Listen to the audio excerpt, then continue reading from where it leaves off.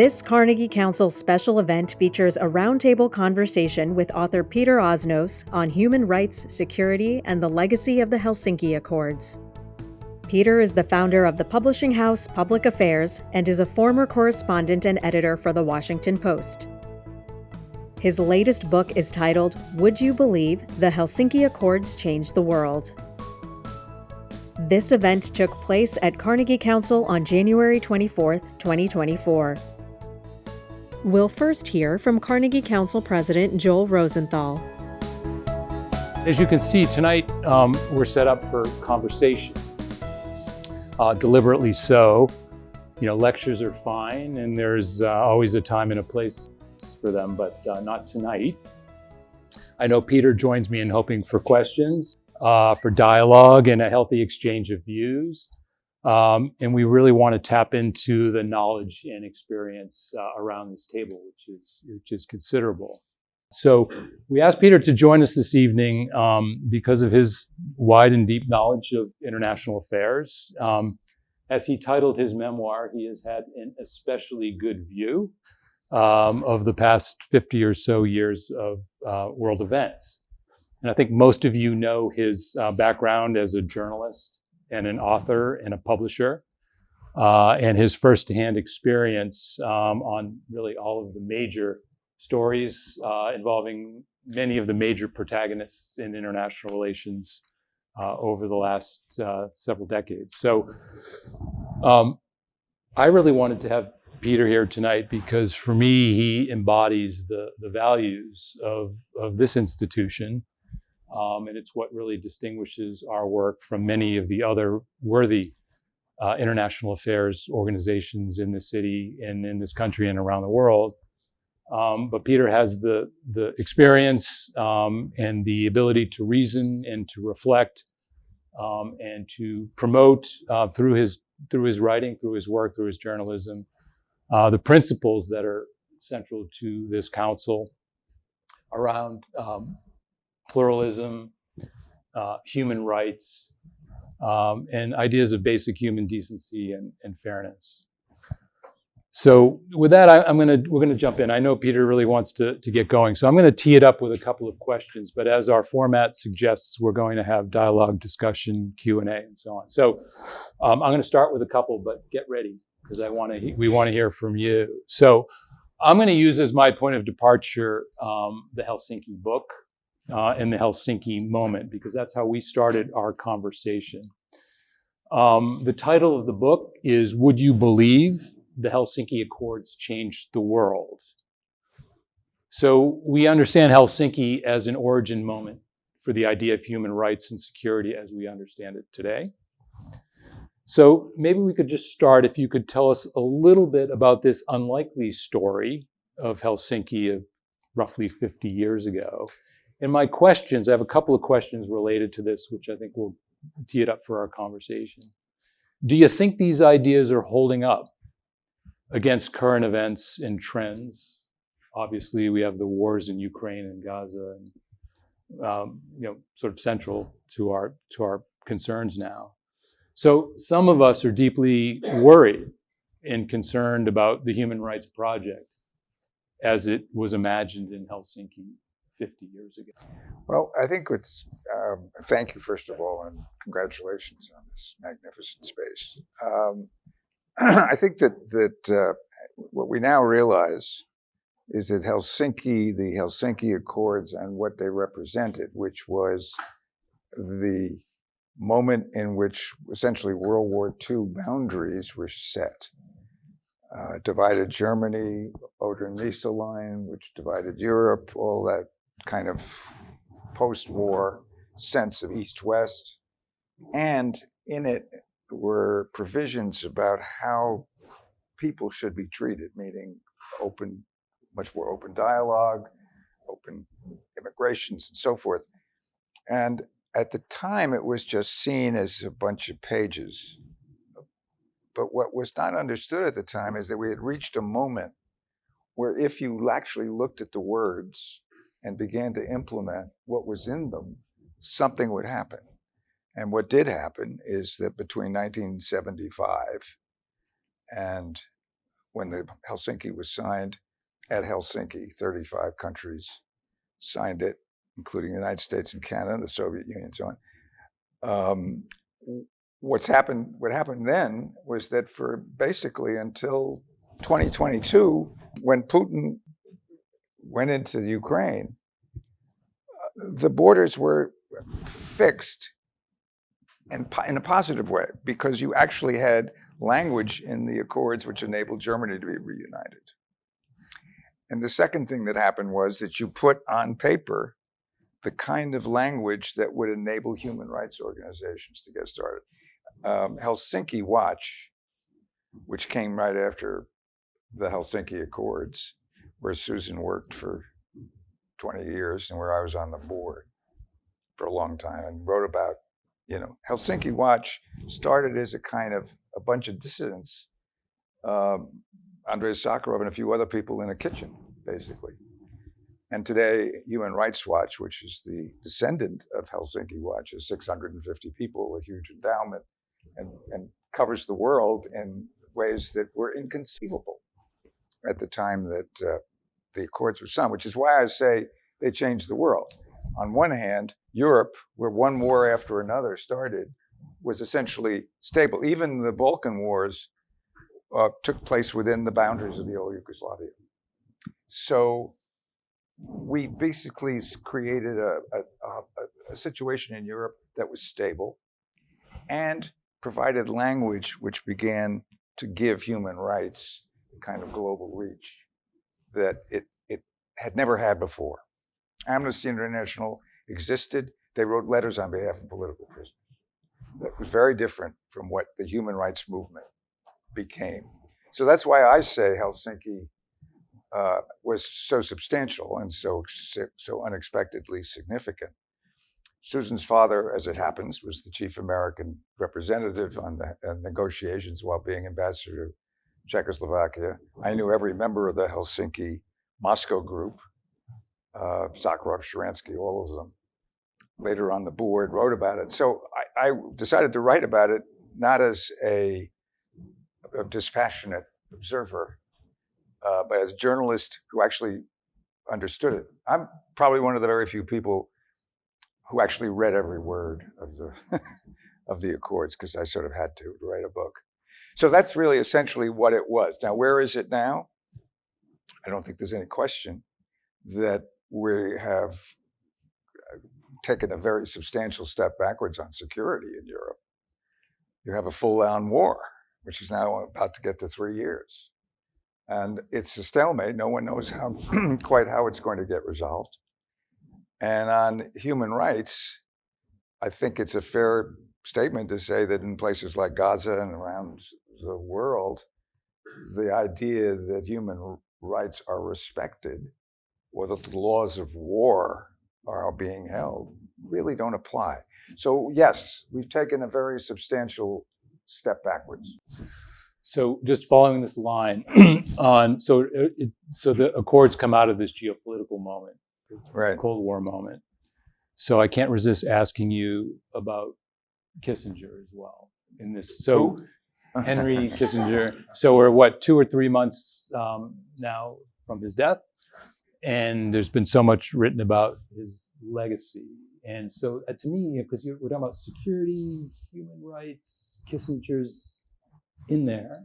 So tell us, I'm just curious your reflection. Well, I mean, the thing about Kissinger was, in fact, dismissive of the concept of Helsinki, of the Helsinki Accords. And he thought it was going to be just a lot of people getting together and talking. And one of the reasons that Susan's father was appointed to be the chief American delegate, because he's been the ambassador in Czechoslovakia. So it was a part-time job. And one of the things that amused me at the time was that his residence, their residence in Prague, was a palace. Really, one of the best in the entire Foreign Service. His premises that he lived in to negotiate the Helsinki Accords had a Murphy bed. So you could see that there was a difference between the perception of being ambassador to Czechoslovakia.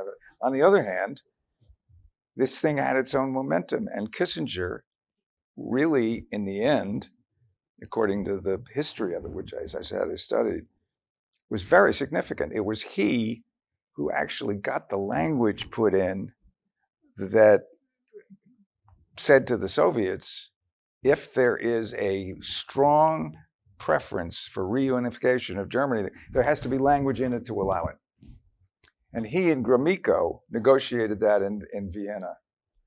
And the Soviets agreed to put in sort of what essentially was human rights language because they were so eager to get the security provisions, the borders. What happened was that the Soviets were so intent on getting something signed that they didn't realize what they were giving away. And of course, Kissinger would tell you that was his triumph. And I suppose on some level it was. On the other hand, we were in Vietnam, we were in Cambodia. The cynicism that you discover over and over again in Kissinger's, I guess some people would call it realpolitik. It's getting the job done. He was, the reason I think that he's been getting the kind of attention he is that he really was everywhere all the time for a very long time. Lived to 100. And in his 99th year was sitting down with Xi Jinping, which is pretty amazing. So he really scaled the entire period that started with World War II and has got us to where we are now. And I think history is going to say he was a very significant figure, and he did an awful lot of stuff which was significant, not all of it positive. Didn't he have some, I think he wrote a little bit about this idea of human rights. I mean, he took it seriously to some level in terms of perceptions of legitimacy, right? Or do you think that was just... He was not, no, I don't know. Yeah. I mean, I didn't, my sense of him as a person who was, he had no idea that you could create a human rights movement. Human rights, remember in 1948, the Declaration, International Declaration of Human Rights, came at a time when people were beginning to talk about genocide and Holocaust in ways that we truly did not understand. I've always been fascinated by the degree to which no one really understood just what it had meant in Europe, that 6 million people had been massacred. So that human rights as a concept was beginning to be discussed. But a human rights movement, I think, was probably in this country really began with civil rights. The civil rights movement established a way in which individuals could mobilize together to achieve goals. And because it also coincided with the rise of television, and subsequently the other kind of social movements, anti-war, feminism, and so forth, created a culture in which people began to believe that you can mobilize outside government to make changes. And the relationship in this country, between human rights and civil rights, I think is profound and not really truly understood to the extent that we didn't talk about human rights in this country. We just didn't, it wasn't something, if anybody ever talked about the International Global Declaration of 1948, it was basically to, eat your peas. It wasn't taken all that seriously as a mandate for change, which is why civil rights was important and subsequently the anti-war movement. And the Helsinki came along in the middle of all of that. And so and one other, which again is part of the book and not completely understood. The idea in the Accords that you could immigrate happened to coincide with the movement in the Soviet Union on the behalf of the Jewish population was trying to leave and go either to Israel or the US. And what the Accords did was say to the people in this country who were advocating it, well, here are the rules. So again, what you had was a template. You thought it was just a lot of rhetoric, but once you had a template, once you had a map, people could begin to pursue the map, and that's what happened. I'm going to open it up soon, but I'm going to keep going until somebody interrupts me. I wasn't going to ask you this, but based on our conversation the other day, so I remember now that you edited Jimmy Carter and worked with him closely. So if we could pick up the story there, was you were talking about this relationship from sort of civil rights to human rights. Well, I think that, right. Jimmy, yes. Yeah. I mean, Jimmy Carter was, when he announced in January of 1975 that he was going to run for president, his hometown paper, Georgia's paper, Atlanta Constitution, said Jimmy who is a former governor. And somehow, 18 months later, he was the president of the United States.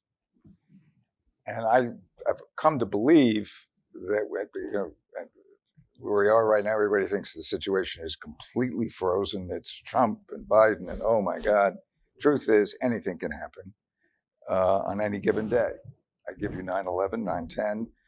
I give you October 6th, October 7th. So Carter was very much framed by personality with religion and the belief in principles of humanism, and subsequently the civil rights movement, which he had a kind of complicated relationship with as governor. He was a governor of Georgia.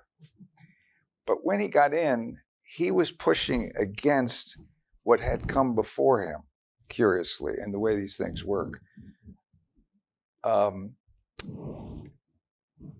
Gerald Ford, who was the president, who actually went to Helsinki, did it over the objections of people like the Wall Street Journal editorial page and William Safire.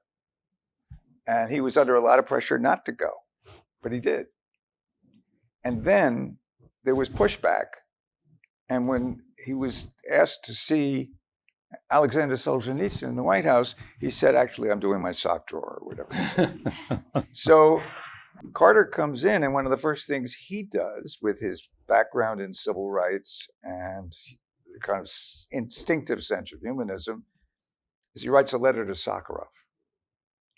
And in Moscow, the Soviets looked at it and said, writing to Sakharov?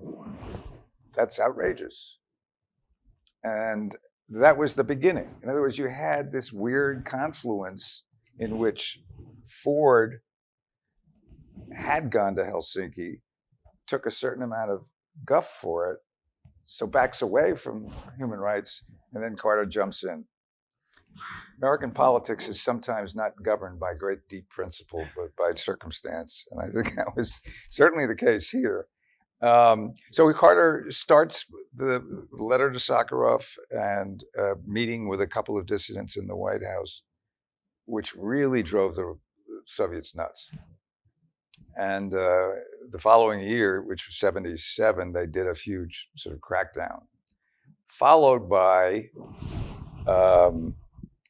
what was called the Helsinki follow-up, where the American delegation came to be led by Arthur Goldberg, remember, former Supreme Court Justice, former Labor Secretary, and a very, very staunch advocate for his views. And he took human rights to the follow-up conference, and again, made it a part of the table. And he had the support of the administration, which was interested in human rights. So one thing led to another, and I think it began to cascade. I think Jimmy Carter believed it, lived it. I like to say that, you would have noted, that the Carters were legitimate. When I worked with them in Plains, their table was a lot less impressive than this one. We said grace. We had sandwiches.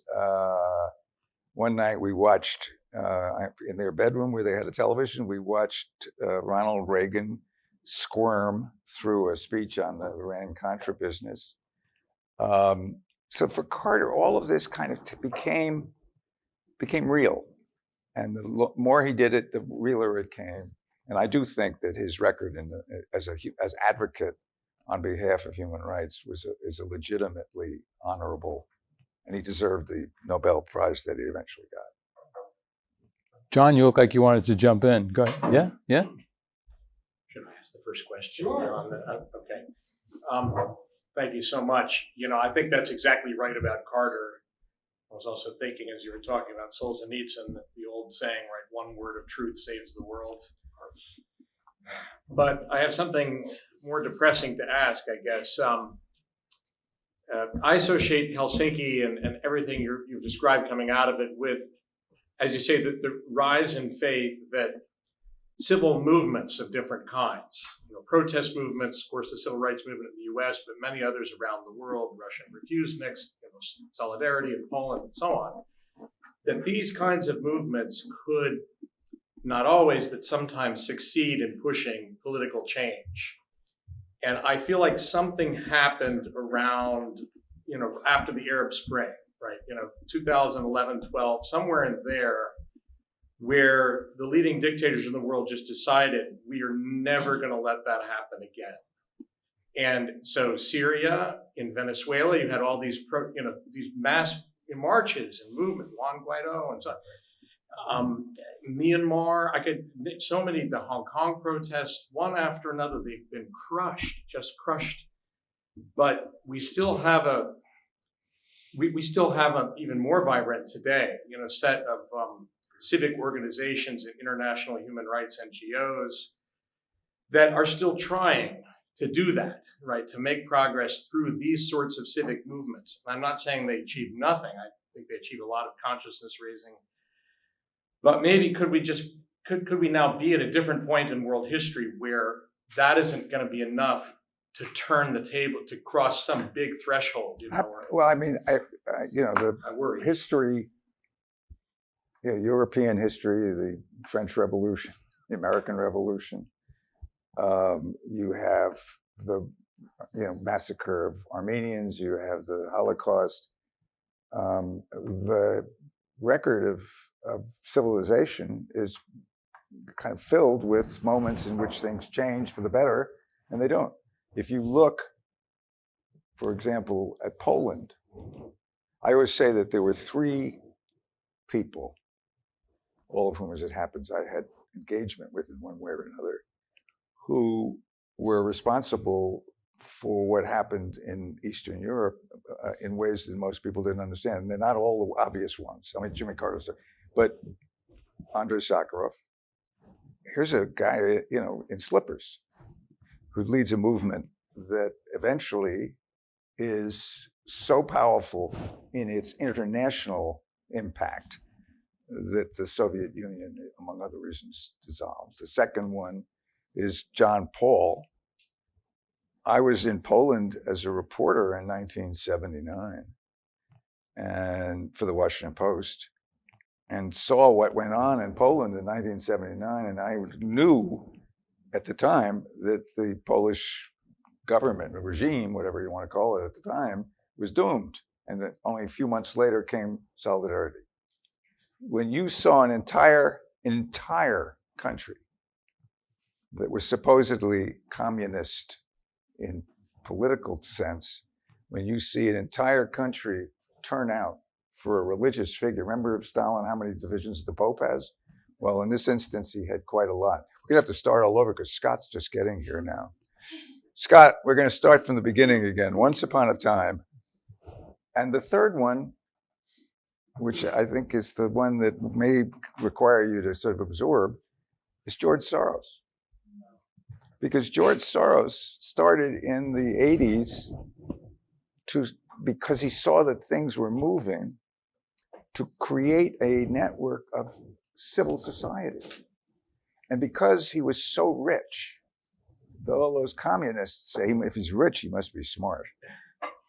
And so they kind of let him begin to create civil society. Civil society in Eastern Europe, the Catholics and the Solidarity in Poland, civil society in some of the other, including the former Soviet Union for a while, all of those were things that happened in a certain period of time. And inevitably, there was a pushback. Some of it, I think, in the Middle East, what we've discovered is every time you think that there's some progress, you discover that the Middle East is what it is. But remember, until November, whatever it was, until the early part of 1979, Iran was a very close ally. And then one day it became our nemesis and controls a lot of the turbulence that's going on in the Middle East. So is that forever? I don't know. I think that there are certain elements of the way history operates that are so embedded. One thing we know, you can take the communists out of Russia, but it turns out you can't take the Russians out of Russia.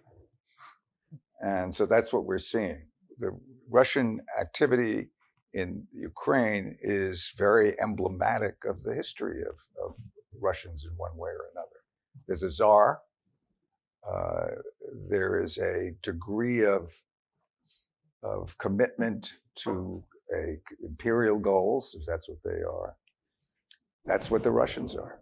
What you see in this country, which is one of the reasons why people always go back to de Tocqueville, was we still behave a lot like what he said we would, for better or worse. So I do think that there are certain patterns in history that repeat.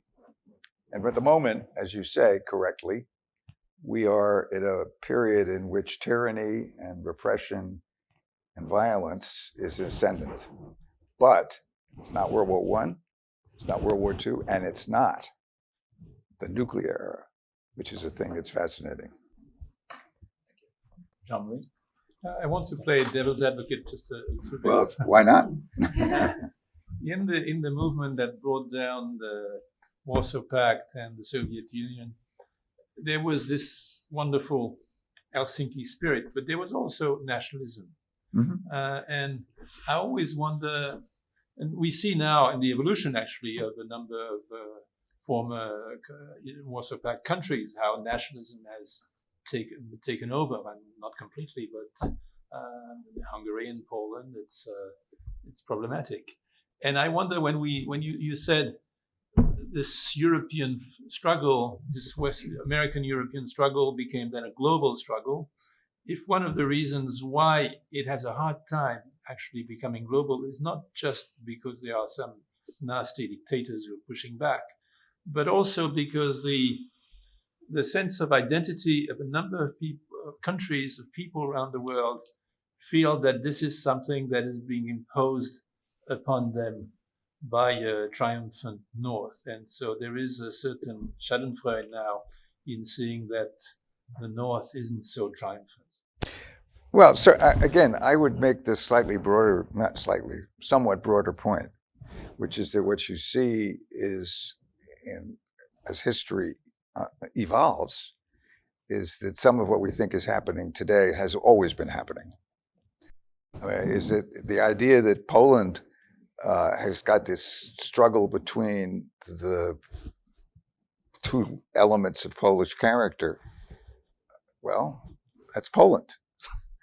The idea that Russia, which went through, in historical terms, a relatively short period first of the Soviet era, then has reverted essentially to the pre-Soviet era. And I think that in the United States, what we have seen, and I think it's become increasingly clear in recent years, is that the fundamental narrative about what kind of country this is being heavily re-examined, partly because of the way history works, partly because of the way media works, partly because of the way our understanding of social movements works. I mean, I think any one of us will tell you that we have a better understanding of the history of race. We should have had a better understanding, but we certainly have a better understanding now than we did. And so my sense is that a lot of what we live in a moment-to-moment world. And so we look at things from moment to moment, but sometimes they just are all part of a spectrum of history. And it's very hard to change the sort of really deeply ingrained. What we saw, I think the Russia story is a particularly good one, because 1991, No More Soviet Union. I did 2 books with Boris Yeltsin. And I can tell you, when I say I did a book with somebody, I wasn't, somebody who they came along and I hooked the graphs. I spent enough time with Boris Yeltsin to have a real opinion. This is a guy who showed extraordinary, a certain kind of courage in transforming Russia from what it was to. But then suddenly he gets up one morning and he's got this huge country and it's a total mess. He doesn't really know what to do. He has no kind of vision, or could he, for an economy. So it lasts about 10, 12 years. And I had the privilege of asking him just after he stepped down in 2000. I was visiting him at his dacha. And I said, so why Putin? Remember, he chose Putin to be his successor. He resigned literally on January 1, 2000. And Putin, I think, was made prime minister or something. Anyways, he was designated. And so Boris Nikolaevich sits there and says, wow, all the other guys, they were just toadies. I said, this Putin guy, he's pretty tough. I think he can handle what's going on, the mess. And that was a bet. And turns out we got what we got. In which he simply asserted classic Russian czarist style behavior. Oligarchs, military, and so on. So I'm saying is that, yes, the facts on the ground as they evolve are always going to be what we look at right now. But if we frame them in a sort of broader historical context, sometimes they make more sense. But for better or worse, you could say, can we really ever change anything? Well, we can, because what we now know is that you can change almost anything with a gun and one assassination, as we did several times in modern American history, or a single wildly inspirational Osama bin Laden. Look what he did, right? So you have this sort of weird mix of the rhythms of history and the presence. Well, Tolstoy had a lot to say on this subject, whether it's individuals or situations. Yeah. Great. Ramu, and then Samantha, I'll come to you. Yeah, thank you, Joel. Yeah. I was very struck by the way the conversation led from your reference to Henry Kissinger and the number of individuals who have been spotlighted, right from Boris Yeltsin to Ambassador Scherer and others who were involved in the process. And it occurred to me that we very often look at individuals in the sense of their public persona, how they present themselves. In Gerald Ford, you had the only unelected president of the United States, who was desperate to create a platform which would make him electable. And it's surmised that he chose Helsinki because that would win him the support of dissidents in this country on issues like Vietnam and the student protests. You had the Soviet Troika, which was very uneasy between Brezhnev and Podgorny and Kosygin, which was trying to reach out to the United States through the arms control treaties of 72 and 73, and then move on to Helsinki and the Basket Three on human rights. You had Willy Brandt, who was looking for his second Nobel Prize. So you had all these individuals with personal agendas of their own, which coalesced into this remarkable experiment. And what occurs to me is we do not have that sense of personal involvement or personal stake in the issues 50 years later, particularly something like climate change. Whoa. Well, yes, but we might have them and don't yet realize who they are. I think one of the great ironies is that Gerald Ford has always said that the biggest blunder anybody's ever made in a presidential debate was what he said about Poland. Poland's not under the thumb of the Soviets. It's not, in fact. He knew, he just didn't know what he was talking about, but he was right. Poland in the 70s, because of the church, because of the incipient belief among Poles that there always going to be a Poland that isn't a Soviet, he just didn't know what he was talking about. He didn't understand the issues. And there's a wonderful new biography, which, if you have some time, it's 900 pages. Richard Norton Smith. I think it's called An Ordinary Man or something like that. It's a full biography of Gerald Ford. And I would say, as a publisher, I don't know how many people are going to read it, but if you do, you come away with a sense of how Ford functioned as a non-elected president. I don't think he understood Helsinki at all. I mean, truly understood, the kind of technicalities and the provisions. Although Ambassador Scherer, by weird coincidence, had shared a law office with him when they were both studying for the bar. So, but that was just, incidental. I think the thing is that right now, if I asked you to identify the great leaders of Europe, what's the guy who runs Germany? Poor old Macron. I mean, it's just a weird moment in which, partly because I think, and this is a whole other area which we haven't touched on yet, the way information flows. Now, the bombardment of media stimulation has made almost everybody vulnerable to, literally overnight you can be destroyed. And so it's very hard for people to have the kind of, I would say, with the exception of Donald Trump, who can, for some reason, absorb, no matter how much there is, he can absorb it. But very few of the figures around the world, I think of Kwame Nkrumah, I think of the great Kaunda, Mandela. I think of all of the people who were so important in a certain period of time, Sadat, right?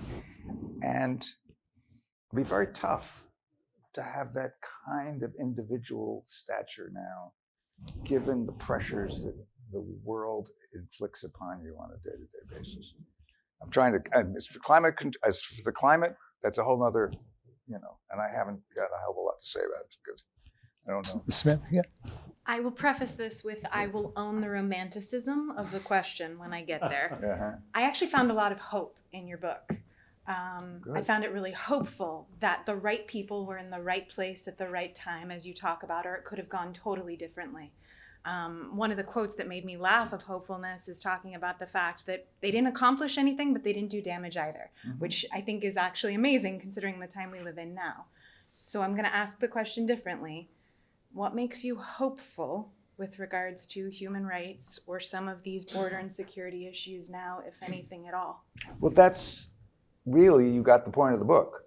I mean, the reason I called it, "Would you believe that the Helsinki Accords changed the world?" is because no one thought it would.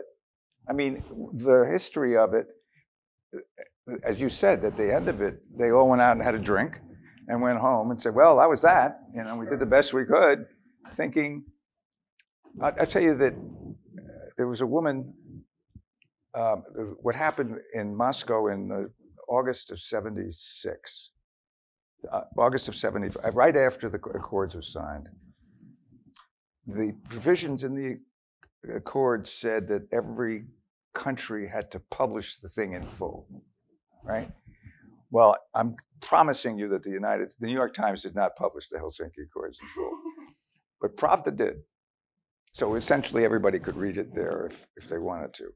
But then there was a congressional delegation that came and met with the dissidents who had the accord in Pravda, one of whom was Congresswoman Millicent Fenwick of New Jersey. And she was a fabulous character and worth looking up. She smoked with a not filter, but a holder. Initially, somebody said, "Aren't you the reporter?" "No, I'm Congresswoman Fenwick." And she was the one who said to this aggregation of Russians that dissidents she was meeting with, he says, "This thing is written down. You're going to do something with it?" That was in August. And they then got together, a couple of them, Sakharov, Orlov, Sharansky. They said, well, she has a point. Let's create something out of this. Well, do I have hope? Yeah, I have hope, because always the possibility that circumstances will enable at one time or another the unexpected. For better, in this case. Honestly, there was almost, I would say, you would have a really hard time finding anybody on August 2nd, 1975, the day after it was signed, who said this is going to change the world. And when I sat down to write a book about it, I didn't think that this was going to be, a huge commercial success, because it doesn't really relate in any broader sense from the way we think things work. The unexpected, the only thing that's truly predictable about the future is that it's the future. There are trends, there are historical phenomena that repeat, but then things happen overnight, and for the moment anyway, change. Is that fair? Yeah. Did you buy the book? I did. Oh, thank you. Craig? Peter, you make the point that the Accords inspired people to work for change. But change has happened, as has happened with Russia and Ukraine. The commitment to maintain the borders has fallen apart, and nobody is enforcing it, or the CSCE can't enforce it. So there was a warning that change for the worse could happen, and it was given by a Russian ambassador named Kozyrev in 1992, I think it was. Yeah, the end of 92. They were having a conference of the CSCE, and he got up and delivered this address that shocked the people who heard it.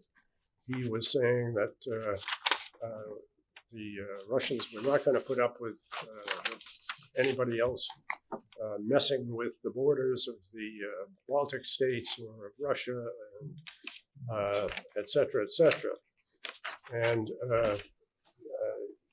And it shocked people so much that they got to the telephones and called up to see if there'd been a coup or something in Moscow, because things had been going well up to that point. Half an hour later, after they were milling around, he came back and said, forget what I said. It was all just a warning to you that things can change for the worse. And they did, of course, with Putin, as you said.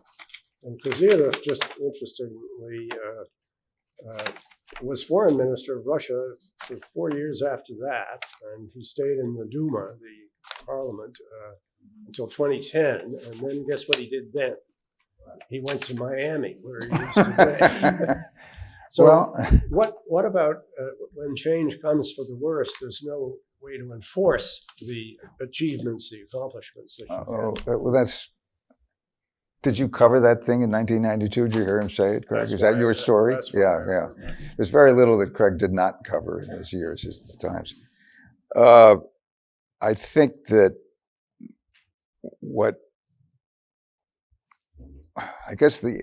the way to understand the Ukraine is that in Putin's mind, Ukraine was not a foreign country. And that is not altogether false. It certainly was the way the borders and the nationalities of that part of the world moved. Borders went back and forth.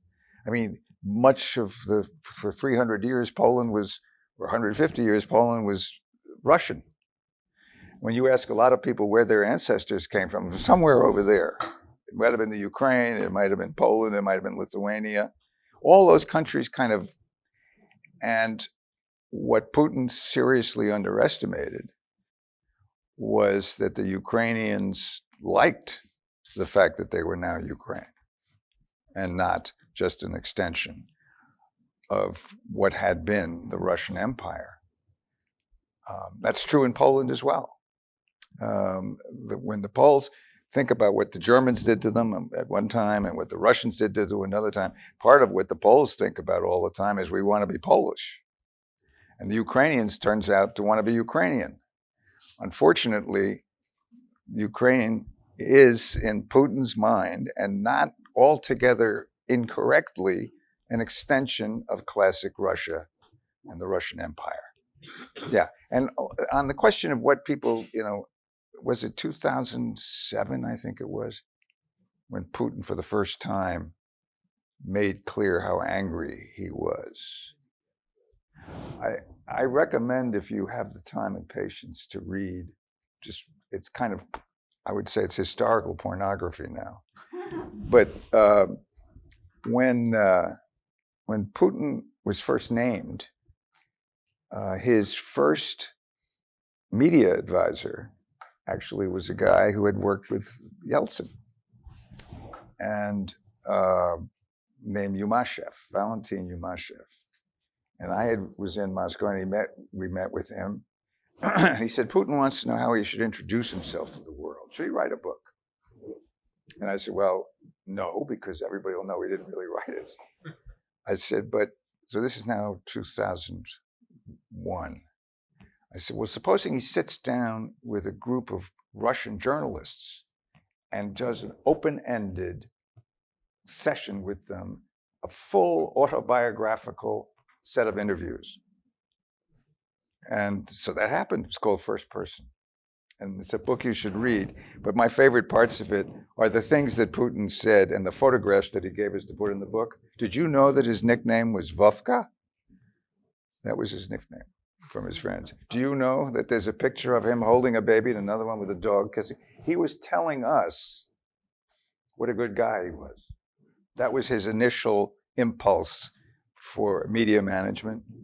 So we didn't understand as a society, as a world, that what we were getting is what we were getting. And it took time for that to become clear, because the more he thought about it, the angrier he got, because he knew, he's a Russian, and Russians are very sensitive to these things. He knew that we were basically demeaning Russia in all kinds of ways. We were tolerating them, we were inviting them to come in, but they were the loser. And he didn't want to be a loser. So that this man who thought he could somehow be part of the West or part of the world, gradually just his old animus, the traditional, deeply ingrained Russian sense of insecurity or whatever it is, or a belief in themselves as a great power, was resumed. And whether it could have ever been different, I mean, unfortunately, we'll never know. But the fact is that there always is in Russia this weird combination of, I mean, I've always been fascinated by the degree that in War and Peace, everybody in St. Petersburg spoke French. They didn't speak Russian, right? The Russians are curiously, have this very complicated relationship with the world. And I think Putin is a manifestation of that in a way that he chooses to, his willingness to sacrifice all for the sake of the Russian imperial sense is fascinating for a guy who at one time thought of himself as Vovka. Jeff? Thank you for this talk, by the way. This is terrific. Good, thank you. A little bit of a different approach to it. Every history does rhyme, repeat. There are sort of these periods where it feels unprecedented. Maybe in some ways it is. There's an arc to that, and then there's the post-mortem, right? And then there's sort of the recovery. And however the Ukraine situation ultimately concludes or moves to its next chapter, as Rogaza we talked about earlier, learning from history, what happens in the aftermath? How does the new forward wind up being written with lessons learned from this period in your mind in a way that's productive? Well, I think right at the moment, I think it's not being said as forcefully as in fact is true. We're at a stalemate. Neither side can win in this war at this point. So there is going to have to be at some point something has to change. And what exactly that will be, I don't know. I mean, I think that the Ukrainians are beginning to understand that the notion that they can somehow drive the Russians out altogether is probably more, and I think the Russians understand that they're not going to take over Ukraine. So what will happen? Well, what will happen is what happens in international diplomacy. At some point, some way will be found. Nobody will win, but you can in those deliberations come up with something positive. Like at the end of World War II, you ended up with the UN and then so forth, or something horrendous like Versailles. So what will come out of Ukraine? What will come out of Gaza? You know for sure that this war in Gaza has to have a resolution. You are not going to, in the end, be able to say that there is no Hamas in Gaza. You are not going to be able to say that Israel lost, because they're not going to. So what will you say? And I think that, well, Craig and Susan and I were all in Vietnam together. And I'm now studying that period particularly carefully. Vietnam ended, technically, for the United States in January of '73. But when it ended, there was a peace treaty, withdrawal. Actually, Craig, you and I were on the border in January, almost to the very day, up in Quang Tri, when the ceasefire was announced. We went into, and we watched the people waving at each other across the river. Then we came down the road a bit, and there was fighting going on. Oh, I know. The South Vietnamese wanted to establish where the ceasefire was. And the guy, a South Vietnamese officer who saw us, Craig and I, and a Vietnamese interpreter, shot out our tires and left us by the side of the road. Anyway, that's not relevant. The point is, the point simply is that the resolution of the Vietnam War was not a resolution. What the resolution in Gaza will be remains to be seen.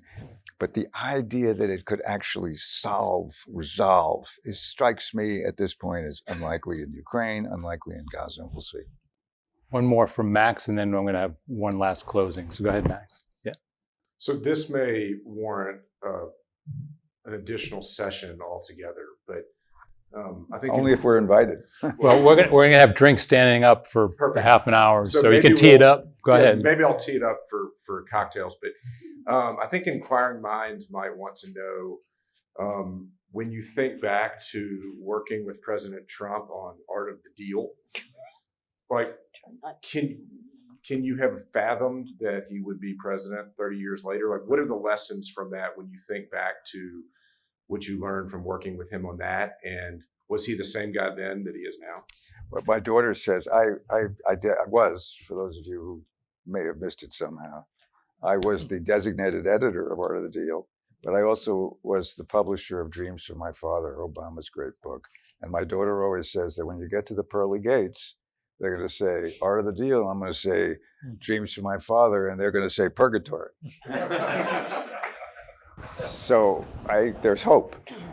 I will say simply, because it's such a big subject, that the man I saw in those years as his editor, which I was more the person who, the book was being written by a very, very guy who regrets it terribly, Tony Schwartz, did a hell of a good job telling the story. And what was fascinating to me and remains fascinating to me is watching the impact of the book when it came out. This is Donald Trump, the developer. It sold 1 million copies in its first 3 months of sale. People said he must have bought them. He didn't buy them. He's too cheap.